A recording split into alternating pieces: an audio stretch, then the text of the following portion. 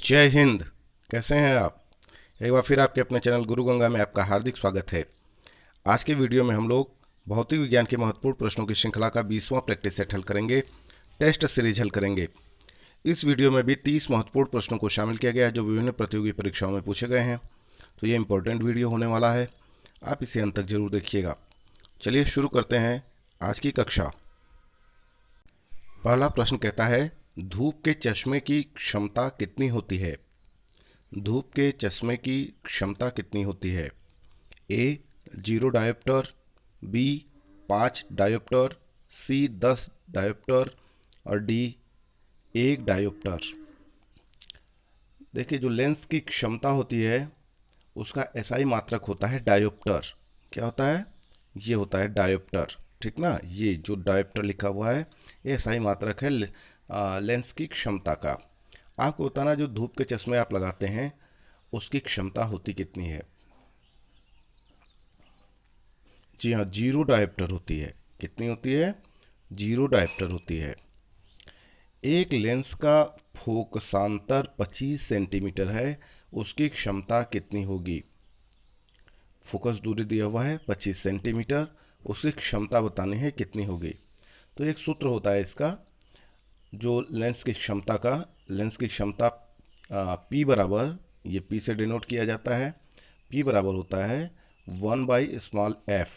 ठीक ना, f जो है ये फोकस दूरी है जो कि मीटर में है ना, ये मीटर में होगी।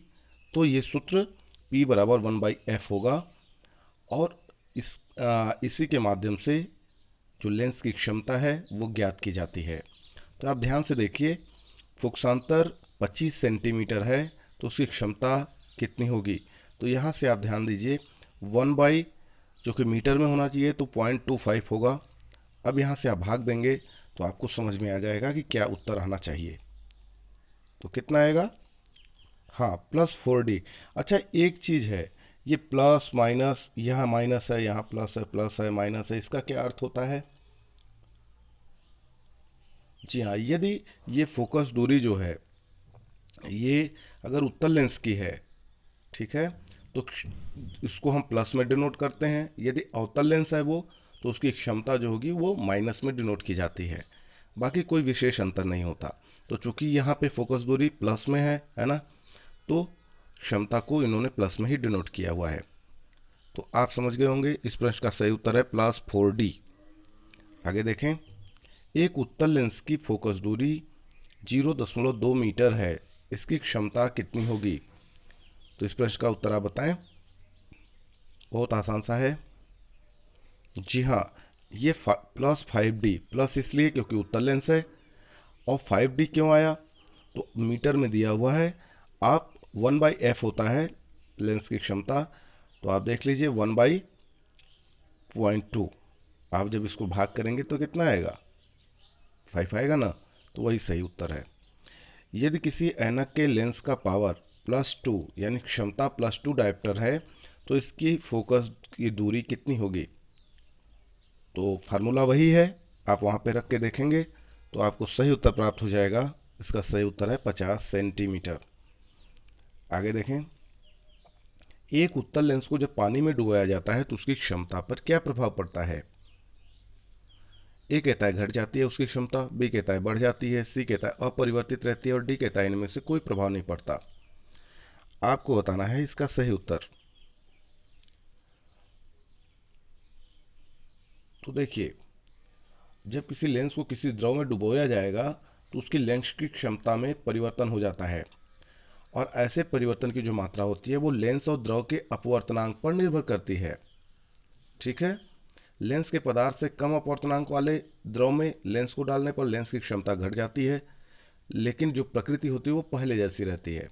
लेंस के पदार्थ के बराबर अपवर्तनांक वाले द्रव में लेंस एक साधारण कांच के प्लेट की तरह व्यवहार करता है, और लेंस के पदार्थ का अपवर्तनांक उस द्रव के अपवर्तनांक से कम हो जिसमें लेंस डुबाया जाता है, तो लेंस की प्रकृति बदल जाएगी, अर्थात उत्तल लेंस अवतल लेंस की तरह और अवतल लेंस उत्तल लेंस की तरह व्यवहार करने लगेगा।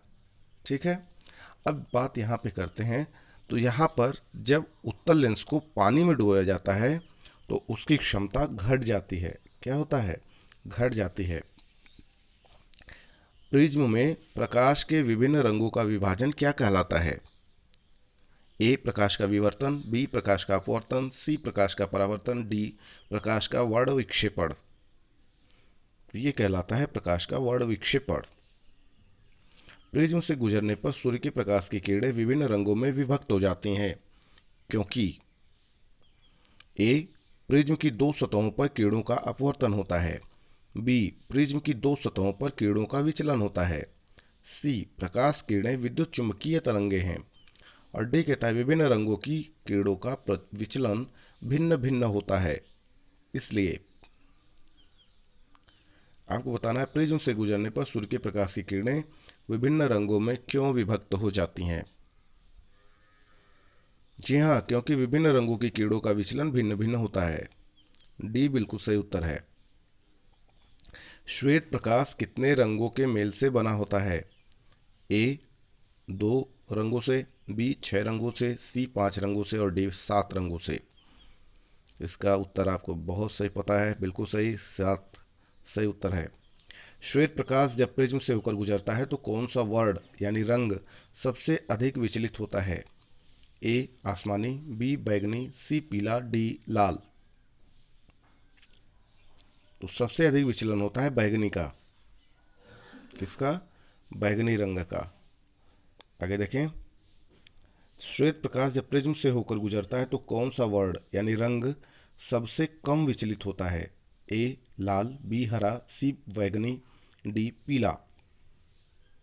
तो इसका उत्तर है लाल। आगे देखें, प्राथमिक रंग कौन है? ए श्वेत प्रकाश के स्पेक्ट्रम के रंग, बी इंद्रधनुष के रंग, सी प्रकृति में पाए जाने वाले रंग और डी वे रंग जो अन्य रंगों के मिश्रण से उत्पन्न नहीं किए जा सकते हैं। तो इसका उत्तर आप सही जानते हैं, डी बिल्कुल सही उत्तर है। वे रंग जो अन्य रंगों के मिश्रण से उत्पन्न नहीं किए जा सकते हैं वे कहलाते हैं प्राथमिक रंग। प्राथमिक रंग कौन कौन से हैं? ए लाल हरा व नीला, बी पीला बैगनी व नीला, सी लाल कत्थई व पीला, डी नीला पीला व हरा। आपको बताना है प्राथमिक रंग इनमें से कौन कौन से हैं। जी हाँ, लाल हरा व नीला ये प्राथमिक रंग कहलाते हैं। श्वेत प्रकाश का अपने विभिन्न रंगों में अलग होने की क्रिया को क्या कहते हैं? ए विवर्तन, बी परिक्षेपण, सी प्रकीर्णन, डी वर्ण विक्षेपण। जिसे कहा जाता है, क्या कहा जाता है? वर्ण विक्षेपण। बिल्कुल सही है। प्रकाश के वर्ण क्रम में निम्न में से किसकी तरंगदैर्ध्य न्यूनतम है? किसकी तरंगदैर्ध्य न्यूनतम है? ए पीला, बी लाल, सी बैगनी, डी हरा। बैगनी बिल्कुल ठीक उत्तर है ये। निम्नलिखित में से किस रंग की तरंगदैर्ध्य अधिकतम होती है? ए हरा, बी पीला, सी नीला, डी लाल। तो लाल की तरंगदैर्ध्य अधिकतम होती है। निम्नलिखित में से कौन सा रंग सम्मिश्रण दिन और रात के समय सर्वाधिक सुविधाजनक होता है? ए पीला और नीला, बी श्वेत और काला, सी नारंगी और नीला, डी लाल और हरा। तो लाल और हरा दिन और रात के समय सर्वाधिक सुविधाजनक सम्मिश्रण होता है। किसी अपारदर्शी वस्तु का रंग उस रंग के कारण होता है जिसे वह ए कहता है प्रकीर्णित करता है, बी कहता है अपवर्तित करता है, सी कहता है परावर्तित करता है और डी कहता है अवशोषित करता है। किसी अपारदर्शी वस्तु का रंग उस रंग के कारण होता है जिसे वह परावर्तित करता है। यदि किसी कमरे में हरा विद्युत बल्ब लगा हो तो लाल वस्त्र कैसा दिखाई देगा? ए नीले रंग का, बी नारंगी रंग का, सी काले रंग का, डी पीले रंग का। ऐसे प्रश्न कई बार पूछे गए हैं, तो ये अच्छा प्रश्न है, आप इसका उत्तर दें। यदि किसी कमरे में हरा विद्युत बल्ब लगा हो तो लाल वस्त्र कैसा दिखाई देगा? जी हाँ, काले रंग का दिखाई देगा, बिल्कुल ठीक। आप ट्राई करिएगा। कुछ परिवहन वाहनों में अतिरिक्त पीली बत्तियां होती हैं। ऐसा इसलिए किया जाता है क्योंकि पीला प्रकाश सड़क पर चलते हुए व्यक्तियों की आंखों में चमक उत्पन्न नहीं करता है। बी कहता है पीली बत्ती कम विद्युत ऊर्जा खर्च करती है। सी कहता है पीला प्रकाश कोहरे को बेधता है जिससे सड़क साफ दिखाई देती है, अतः कोहरे वाली रातों में पीली बत्ती काम आती है। और डी कहता है बत्ती पीली होने से वाहन सुंदर दिखाई देता है। क्या है सही उत्तर? जी हाँ, पीला प्रकाश कोहरे को बेधता है जिससे सड़क साफ दिखाई देती है, अतः कोहरे वाली रातों में पीली बत्ती काम आती है। सी बिल्कुल सही उत्तर है। प्रकाश में 7 रंग होते हैं, रंगों को अलग करने का क्या तरीका है? ए, एक प्रिज्म से रंगों को अलग किया जा सकता है। बी, रंगों को अलग अलग नहीं किया जा सकता है। सी, पौधों से रंगों को अलग अलग किया जा सकता है। और डी कहता है फिल्टर से रंगों को अलग अलग किया जा सकता है। प्रकाश के जो 7 रंग होते हैं उन्हें अलग करने का तरीका क्या है? बिल्कुल ठीक, एक प्रिज्म से रंगों को अलग अलग किया जा सकता है। लाल रंग को अधिक ताप पर गर्म करने पर वह कैसा दिखाई दे रहा?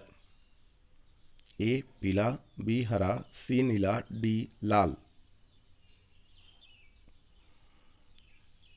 इसका सही उत्तर है हरा। लाल कांच को अधिक ताप पर गर्म करने पर वह हरा दिखाई देगा। प्रकाश का रंग किसके द्वारा निश्चित किया जाता है? ए आवृत्ति द्वारा, बी आयाम द्वारा, सी तरंगदैर्ध्य द्वारा, डी वेग द्वारा। तरंगदैर्ध्य द्वारा बिल्कुल सही उत्तर है। सूर्य की किरणों में कितने रंग होते हैं? ये तो आप उत्तर जानते ही हैं। ए कहता है 4, बी कहता है 6, 7, सी कहता है 7, डी कहता है 9। तो इसका सही उत्तर है 7। यदि वायुमंडल न हो तो पृथ्वी से आकाश किस रंग का दिखाई देगा? ए काला, बी लाल, सी नारंगी, डी नीला। तो यदि वायुमंडल न हो तो पृथ्वी से आकाश काले रंग का दिखाई देगा। 3 रंग मूल रंग हैं, उनका नाम क्या है? ए नीला, पीला और हरा, बी नीला, हरा और लाल, सी पीला, हरा और लाल, डी नीला, पीला और लाल। क्या सही है? 3 जो मूल रंग हैं उनका नाम बताना है आपको। जी हाँ, नीला, हरा और लाल यही मूल रंग होते हैं। सबसे कम तरंगदैर्ध्य वाला प्रकाश होता है? ए नीला, बी पीला, सी लाल, डी बैगनी। सबसे कम तरंगदैर्ध्य वाला प्रकाश बैगनी। बैगनी बिल्कुल ठीक उत्तर है। जब प्रकाश के लाल, हरे व नीले रंगों को समान अनुपात में मिलाया जाता है तो परिणामी रंग कैसा होता है? ए श्याम, बी सफेद, सी काला, डी मैजेंटा। आप ट्राई करिएगा कभी। इसका उत्तर है सफेद। कैसे उत्तर? सफेद, श्वेत। फोटोग्राफिक कैमरे का कौन सा भाग आंख की रेटिना की तरह कार्य करता है? ए लेंस, बी शटर, सी प्रकाश छिद्र, हाँ प्रकाश छिद्र, डी फिल्म। क्या है सही उत्तर? आंख की रेटिना की तरह कार्य करता है फिल्म। आगे देखें, कैमरे में किस प्रकार का लेंस उपयोग में लाया जाता है? ए उत्तल, बी अवतल, सी समान मोटाई का और डी वर्तुलाकार। कैमरे में किस प्रकार का लेंस उपयोग में लाया जाता है? उत्तल, बिल्कुल ठीक उत्तर है ये। आगे देखें, मानव की आंख वस्तु का प्रतिबिंब निम्न में से किस भाग पर बनाती है? ए पुतली, बी परितारिका, सी कार्निया, डी रेटिना। तो मानव की जो आंख होती है वस्तु का प्रतिबिंब वो रेटिना पर बनाती है। कहाँ बनाती है? रेटिना पर बनाती है। तो इस तरीके से यह छोटा सा वीडियो पूरा हुआ। यदि वीडियो आपको पसंद आता है तो लाइक जरूर करें, अपने मित्रों में शेयर करना ना भूलें। चैनल पर नए हैं तो चैनल को सब्सक्राइब करके बेल आइकन को प्रेस कर लीजिए ताकि प्रत्येक इंपॉर्टेंट वीडियो की नोटिफिकेशन आपको भी समय से मिलती रहे। और फिर मिलते हैं अगले इंपॉर्टेंट वीडियो में, तब तक के लिए आप सभी लोगों को जय हिंद।